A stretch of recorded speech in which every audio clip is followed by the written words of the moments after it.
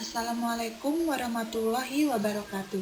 Hai teman-teman, perkenalkan saya Sania Ulfa Mawada dengan NIM 2017 1017 0311 274 dari Prodi Akuntansi Fakultas Ekonomi dan Bisnis Universitas Muhammadiyah Malang. Sebelumnya di sini saya akan menjelaskan materi tentang kependudukan dan ketenagakerjaan. Pengertian penduduk. Apa itu penduduk? Penduduk adalah semua orang yang sedang berdomisili di wilayah geografi Indonesia selama kurang lebih 6 bulan dan memiliki tujuan untuk berdomisili menetap. Penduduk dikelompokkan menjadi dua. Yang pertama, penduduk usia kerja dan penduduk bukan usia kerja, di mana penduduk usia kerja menurut BPS, penduduk usia kerja adalah penduduk yang berusia 15 tahun ke atas, sedangkan penduduk bukan usia kerja merupakan penduduk yang berusia 0 sampai 14 tahun dan yang berusia 65 tahun ke atas. Komponen pertumbuhan penduduk dibagi menjadi 3. Yang pertama ada fertilitas, kedua mortalitas, dan yang ketiga ada migrasi. Di mana fertilitas sendiri menurut istilah demografi diartikan sebagai hasil reproduksi yang nyata dari seorang wanita atau sekelompok wanita. Dengan kata lain, fertilitas ini menyangkut seberapa banyaknya wanita bayi yang lahir hidup. Yang kedua ada mortalitas, merupakan salah satu di antara 3 komponen demografi yang dapat mempengaruhi perubahan penduduk. Serta yang terakhir ada migrasi, merupakan salah satu faktor dasar yang mempengaruhi pertumbuhan penduduk. Migrasi adalah perpindahan penduduk dengan tujuan untuk menetap dari suatu tempat ke tempat lain, melampaui batas politik ataupun negara, atau batas administratif atau batas bagian dalam suatu negara. Kualitas penduduk menurut PBB dapat dilihat dari 3 aspek. Yang pertama, pendidikan, yang kedua, tingkat kesehatan, serta yang ketiga, melalui pendapatan. Faktor pendorong terjadinya kependudukan. Yang pertama, kemajuan iptek. Yang kedua, dorongan atau hasrat naluri manusia yang selalu ingin memperoleh potensi yang lebih baik dalam kehidupannya, baik secara material maupun intelektual. Yang ketiga ada keterbatasan kemampuan dukungan alam dan sumber daya alam.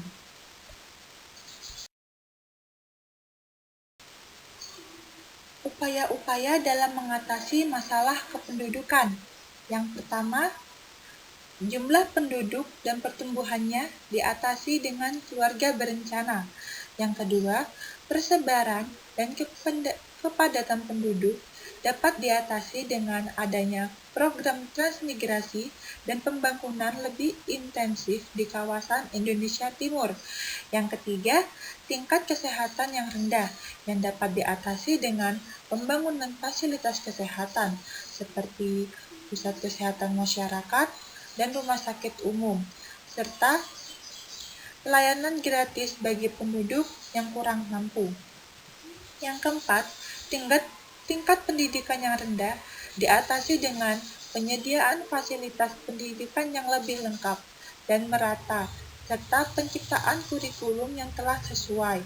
Yang kelima, tingkat pendapatan rendah diatasi dengan penciptaan perangkat hukum yang menjamin tumbuh dan berkembangnya usaha atau investasi baik PMDN ataupun PMA, optimalisasi peranan BUMN dalam kegiatan perekonomian sehingga dapat lebih banyak menyerap tenaga kerja.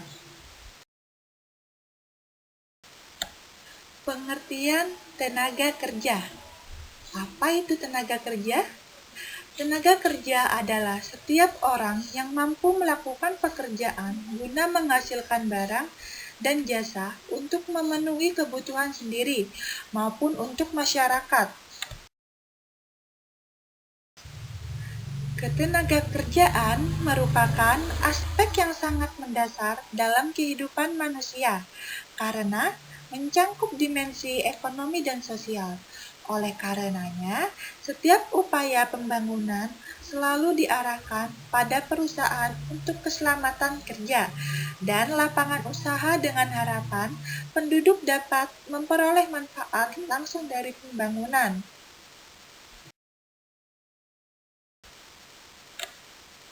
Klasifikasi tenaga kerja. Yang pertama berdasarkan penduduknya, yang dibagi menjadi dua, yaitu tenaga kerja. Tenaga kerja adalah seluruh jumlah penduduk yang dianggap dapat bekerja dan sanggup bekerja jika tidak ada permintaan kerja. Menurut Undang-Undang Tenaga Kerja, mereka yang dikelompokkan sebagai tenaga kerja yaitu mereka yang berusia di antara umur 15 tahun sampai dengan 64 tahun. Yang kedua, bukan tenaga kerja. Bukan tenaga kerja adalah mereka yang dianggap tidak mampu dan tidak mau bekerja meskipun ada permintaan bekerja. Menurut Undang-Undang Tenaga Kerja Nomor 13 Tahun 2003, mereka adalah penduduk di luar usia, yaitu mereka yang berusia di bawah 15 tahun dan berusia di atas 64 tahun. Seperti contohnya adalah sebagai pensiunan, para lansia, dan anak-anak. Klasifikasi tenaga kerja berdasarkan batas kerja. Yang pertama, angkatan kerja. Angkatan kerja adalah penduduk usia produktif yang berusia 15 sampai 64 tahun yang sudah mempunyai pekerjaan tetapi sementara tidak bekerja maupun yang sedang aktif mencari pekerjaan. Yang kedua, bukan angkatan kerja. Bukan angkatan kerja adalah mereka yang berumur 10 tahun ke atas yang kegiatannya hanya bersekolah, mengurus rumah tangga, dan sebagainya.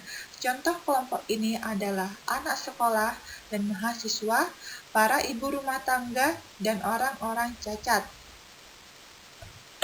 Yang ketiga, klasifikasi tenaga kerja berdasarkan kualitasnya.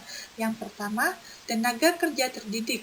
Tenaga kerja terdidik adalah tenaga kerja yang memiliki suatu keahlian atau kemahiran dalam bidang tertentu dengan cara sekolah atau pendidikan formal dan non-formal. Contohnya, pengacara, dokter, guru, dan lain sebagainya. Yang kedua ada tenaga kerja tidak terdidik. Tenaga kerja tidak terdidik adalah tenaga kerja kasar yang hanya mengandalkan tenaganya saja, seperti contohnya kuli, buruh angkut, pembantu rumah tangga, dan lain sebagainya. Serta yang terakhir ada tenaga kerja terampil. Tenaga kerja terampil adalah tenaga kerja yang memiliki keahlian dalam bidang tertentu dengan melalui pengalaman kerjanya. Tenaga kerja terampil ini dibutuhkan latihan secara berulang-ulang sehingga mampu menguasai dengan pekerjaan tersebut. Contohnya seperti apoteker, ahli bedah, mekanik, dan lain sebagainya. Kesempatan kerja. Kesempatan kerja adalah banyaknya orang-orang yang dapat tertampung untuk bekerja pada suatu perusahaan instansi. Masalah tenaga kerja di Indonesia. Yang pertama, rendahnya kualitas tenaga kerja. Tingkat pendidikan yang tergolong rendah menyebabkan penguasaan ilmu pengetahuan dan teknologi menjadi rendah, menyebabkan rendahnya produktivitas tenaga kerja. Hal ini akan berpengaruh terhadap hasil produksi barang dan jasa. Yang kedua, jumlah angkatan kerja tidak sebanding dengan kesempatan kerja. Meningkatnya jumlah angkatan kerja yang tidak diimbangi oleh perluasan lapangan kerja akan membawa beban bagi perekonomian. Yang ketiga, Persebaran tenaga kerja yang tidak merata. Sebagian besar tenaga kerja di Indonesia berada di Pulau Jawa, sementara di daerah lain kekurangan tenaga kerja terutama untuk sektor pertanian, perkebunan, dan kehutanan. Dan yang keempat, adanya pengangguran. Terjadinya krisis ekonomi di Indonesia banyak mengakibatkan industri di Indonesia mengalami gulung tikar. Akibatnya, banyak tenaga kerja yang berhenti. Upaya mengatasi masalah ketenaga kerjaan. Yang pertama, rendahnya kualitas tenaga kerja. Untuk mengatasi adanya masalah rendahnya kualitas tenaga kerja dapat dilakukan dengan cara sebagai berikut. Melakukan pelatihan kerja. Yang kedua ada pemagangan.